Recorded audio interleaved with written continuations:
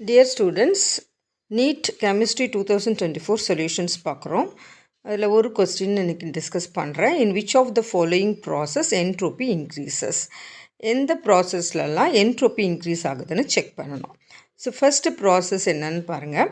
A liquid evaporates to vapour. சரியா? So அதுக்கு முன்னாடி என்ட்ரோபி அப்படிங்கிறது என்ன? It is a measure of randomness. அது ஒரு தெர்மோடைனமிக் டேர்ம் எஸ்ன்னு ரெப்ரசன்ட் பண்ணுவாங்க. So liquid to vapour state போகும்போது என்ன ஆகுது? ரேண்டம்னஸ் இன்க்ரீஸ் ஆகுது. மாலிக்யூல்ஸ்லாம் ரேண்டமாக டிஸ்ட்ரிபியூட் ஆகும் இல்லைங்களா வேப்பரில். So entropy also increases. So a option கரெக்டாக. Next temperature of a crystalline solid lowered from 130 kelvin to 0 கெல்வின்னு கொடுத்துருக்கு. எப்போவுமே டெம்பரேச்சர் இன்க்ரீஸ் ஆனால் தான் ரேண்டம்னஸ் இன்க்ரீஸ் ஆகும். டெம்பரேச்சர் வந்து லோயர் ஆகுது அப்படின்னா இட்ஸ் லோயர்டுன்னு கொடுத்துருக்கு இல்லையா?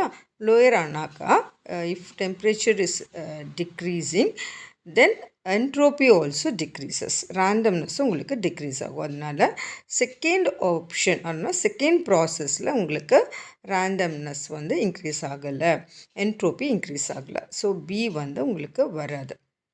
பி ஆப்ஷன் வந்து ஆன்சராக வராது. நெக்ஸ்ட்டு சி ஆப்ஷன் பாருங்கள். ஸோ ஏ உங்களுக்கு கரெக்டாக இருக்குது, பி வந்து ராங். சரியா? ஸோ சியில் பார்த்தீங்கன்னா சோடியம் பைகார்பனேட் எப்போவுமே நம்ம ஹீட் பண்ணோம்னா sodium carbonate Na2CO3 which is solid and CO2 gas and H2O in gaseous form வருது.